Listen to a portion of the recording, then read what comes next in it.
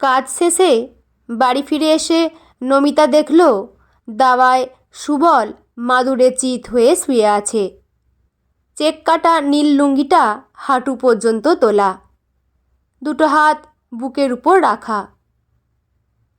বেলা দুটোতেও নাক ডাকছে। বেড়ার দিকে তাকিয়ে দেখল ভ্যানটা চাকা দিয়ে জড়িয়ে শিকল দিয়ে বাঁধাই আছে। মেজাজ তেতো হয়ে ওঠে নমিতার। তার মানে আজও সুবল কাজে বেরোয়নি। উঠোনের পাশের এক ফালি রান্নার জায়গাটায় উকি মেরে দেখে সবজির ঝুড়িটা ফাঁকাই পড়ে আছে।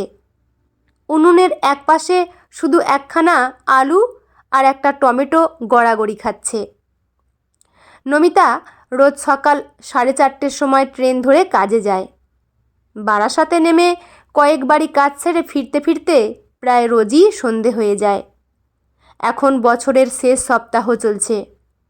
3 বাড়ির লোক বাইরে ঘুরতে গেছে, আর সেই কারণেই নমিতার আজ দুপুর দুপুর বাড়ি ফেরা। কাল রাতে চোলাইয়ের নেশায় টাল হয়ে যখন সুবল ঘরে ঢুকছিল, তখনও নমিতা ওকে বলেছে, কষ্টে পাওয়া টাকাগুলো এইভাবে উড়াস না। সুবল চোখ লাল করে নমিতার দিকে তাকিয়ে বলেছিল, মেয়ে ছেলের মতো থাকবি, বেশি তেড়িবেড়ি করেছিস কি লাথি মেরে বাড়ি থেকে বার করে দেব। এই সুবল সর্দার আশ্রয় না দিলে তো বাইরে শিয়াল কুকুরে তোর গতরটা ছিঁড়ে খাবে। তারপর ভাত ডাল আর বেশি করে শুকনো লঙ্কা দিয়ে মাখা আলুর ভর্তা খেয়ে থালাটা ছুঁড়ে ফেলে দিয়ে সুবল টলতে টলতে শুতে চলে গেছিল ঘরে। সুবলের এঁটো থালা মেজে রান্নাঘর পরিষ্কার করে নমিতা যখন ঘরে ঢুকল, তখন ঘড়ির কাঁটা 12:30 ছাড়িয়ে গেছে। ক্লান্তিতে নমিতার চোখ বুজে আসছে, শরীর ভেঙে পড়ছে, কিন্তু তাতে সুবলের কিছু যায় আসে না। প্রতি রাতে নমিতার ওপর চড়াও হওয়া ওর দীর্ঘদিনের অভ্যাস। এই সময়ই তার স্বামীর অধিকার বোধ জেগে ওঠে। নমিতার কোনো অজর আপত্তি সে কানেই তোলে না। প্রতি রাতে যন্ত্রের মতো সুবলের চাহিদা মেটাতে মেটাতে নমিতার মনে হয় নিজের শরীরের উপর নিজেরই কোনো অধিকার নেই। সেদিন যে দত্তবাড়ির বৌদি কাকে ফোনে বলছিল বিয়েওয়ালা মেয়েদেরও নাকি ধর্ষণ হয়, তবে কি ওর সাথে প্রতি রাতে সেটাই হচ্ছে? এটাকেই ওই দিদি সেদিন বৈবাহিক ধর্ষণ না কি একটা যেন বলছিল। নমিতাদের বাড়িতে এটা প্রতিদিন রাতের চিত্র। শুতে শুতে রোজই প্রায় 12:30 পৌনে 1 হয়ে যায়। ফার্স্ট ট্রেন ধরে নমিতা কাজে বেরোয়, তাই সকালবেলায় চোখে আঠার মতো ঘুম লেগে থাকে। সুবলের কারখানার কাজটা যখন ওর হাত টানের দোষে চলে গেল, তারপর পাড়ার কানাই মুদির থেকে ধারে এই ভ্যানটা নমিতাই ব্যবস্থা করে দিয়েছিল। তখন কদিন সুবল কাজ চলে যাওয়ার জন্য একটু মুষড়ে পড়েছিল। নমিতাকে বলেছিল রোজ সকালে ভ্যান নিয়ে হাটে যাবে, ঘরের চালটা নতুন করে বানাতে হবে। সামনের এক ফালি জমিতে কিছু পালং শাকও লাগিয়েছিল। তারপর ভ্যান নিয়ে বেরোনো শুরুও করলো, কিন্তু কদিন যেতে না যেতেই হাতে যেই বেশ কিছু টাকা আসলো, অমনি আবার আগের রুটিন শুরু হলো। প্রতি রাতে চোলাই খেয়ে বাড়ি আসা, রাত বিরেতে চিৎকার চেঁচামেচি করে আশেপাশের লোকের বিরক্তির কারণ হওয়া, আর নমিতা কিছু বলতে গেলেই চেলা কাঠ দিয়ে মেরে ওকে পাট পাট করে দেয়া। পাশের ঘরে শুয়ে বুড়ি শাশুড়ি খুনখুনে গলায় চিৎকার করতে থাকে, পুরুষ মানুষের এমন একটু আদ্র দোষ থাকে বউ, নেশা করে বাড়ি আসলে তার মুখে মুখে কে কথা বলে, নে এখন মার খেয়ে গায়ে লাল লাল দাগ করে বসে থাক। সকালে যখন ট্রেনে করে কাজে যায়, তখন এক একদিন সঙ্গী সাথীরা ওর হাল দেখে বলে, কি করতে পড়ে আছিস নমিতা, বেরিয়ে আসতে পারছিস না? নমিতা অনেক দিন ভেবেছে সুবলের ঘর আর করবে না, কিন্তু তারপরেই ভাবতে বসে ঘর যে করবে না, এই ঘর ছেড়ে ও যাবেটাই বা কোথায়? বাপের বাড়ি বলে তো আর কিছু অবশিষ্ট নেই। বাপ মা সেই কোন ছোটোবেলায় গত হয়েছে। মামার বাড়িতে মানুষ, তারা বিয়ে দিয়ে বাপের কেনা জমিটুকুর কাগজ হাতে দিয়ে দায়মুক্ত হয়েছে। এখন যদি স্বামীর ঘর তুলে আবার সেখানে ফিরতে হয়, তাহলে ওখানে দুর্গতি বাড়বে, বই কমবে না। একা থাকতে নমিতার বড় ভয়। ঘরের দৌড় দিলে আর কেউ থাকবে না। এই গোটা পৃথিবীর মধ্যে অত বড় একটা ভয়ঙ্কর শূন্য ওকে গিলে খেতে আসছে, এটা মনে করলেই ওর হাত পা পেটের মধ্যে সেঁধিয়ে যায়। আর সুবলও প্রায় দিনই সন্ধেবেলায় নমিতা বাড়ি আসার পর শান্ত হয়ে এসে ওর কাছে বসে। এক বাটি মুড়ি চানাচুর ওর দিকে এগিয়ে দেয়, তারপর জিজ্ঞেস করে, চা খাবি বউ? নমিতা নিজেকে বুঝ দেয়, এই তো তার বর তাকে একটু হলেও হয়তো ভালোবাসে। সুবল গলার স্বর নামিয়ে বলে, দুধ দিয়ে কড়া করে 1 কাপ চা বানাই। নমিতা আগের রাতের মারের কথা মনে করে ভয়ে ভয়ে ওর দিকে তাকাতেই সুবল ওর হাত দুটো ধরে বলে, তখন মাথার ঠিক ছিল না, তাই করে ফেলেছি। কিন্তু তুই তো জানিস আমি তোকে আসলে কত ভালোবাসি। মদের ঘোরে তখন কি আর অত খেয়াল থাকে কি করছি? নমিতা আনমনে মুড়ি চানাচুর মুখে পুড়ে চিবুতে চিবুতে ভাবে, এটা কি সুবলের অনুতাপ, নাকি রাতে যাতে নিশ্চিন্তে চাহিদা মেটানো যায় তার জন্য ক্ষেত্র প্রস্তুত করা? 3 দিন সুবল কাজে যাচ্ছে না। রাতে চোলাই খেয়ে বউ পিটিয়ে ভোর রাতের দিকে ঘুমোতে যাওয়া শুরু করেছে আজকাল।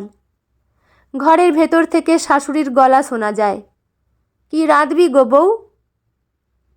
কি আর রাঁধবো, ঘরে কোনো সবজি নাই, ডাল নাই, একখানা আলু আর একটা টমেটো পড়ে আছে শুধু। বাড়িতে থাকো কেমন মা তুমি? ছেলেকে তুলে না কাজে পাঠাতে পারো, না বাজার করতে পাঠাতে পারো। এত বড় ছেলে, সে মার কথা শোনে নাকি? তুই এক কাজ কর না, তুই বরং কানাইয়ের দোকানে একবার যা, ধারে একটু ডাল আর 250 আলু নিয়ে আয়। তোমার ছেলে আমার গোটা মাসের রোজগার চোলাই খেয়ে খেয়ে উড়িয়ে দিল। আর কানাইয়ের আজকাল নজর খুব খারাপ হয়ে গেছে। ধারে জিনিসপত্র আনতে গেলেই ও উল্টোপাল্টা কথা বলছে আমায়। আমি ওর দোকানে যাব না। তোমার ছেলেকে ডেকে তোলো, ওকে যেতে বলো। এক কথা দু কথায় কথার তেজ বাড়তে থাকে। শাশুড়ি বউ দুজনেরই গলার স্বর চড়তে থাকে। এদের গলা চড়িয়ে ঝগড়ার জেরে সুবলের ঘুম ভেঙে যায়। উফ, এদের জ্বালায় একটু শান্তিতে ঘুমানো যাবে না। কি শুরু করেছোটা কি দুজনে? দাওয়ায় উঠে বসে বিরক্ত হয়ে নমিতার দিকে তাকায় সুবল। কি হয়েছেটা কি, এত কথা কিসের? শাশুড়ি ঘর থেকে ছেলেকে বলে, ঘরে রাঁধার কিছু নেই রে বাপ, বউকে বলছি কানাইয়ের দোকান থেকে একটু আলু আর ডাল আনতে, তা সে যাবে না কো।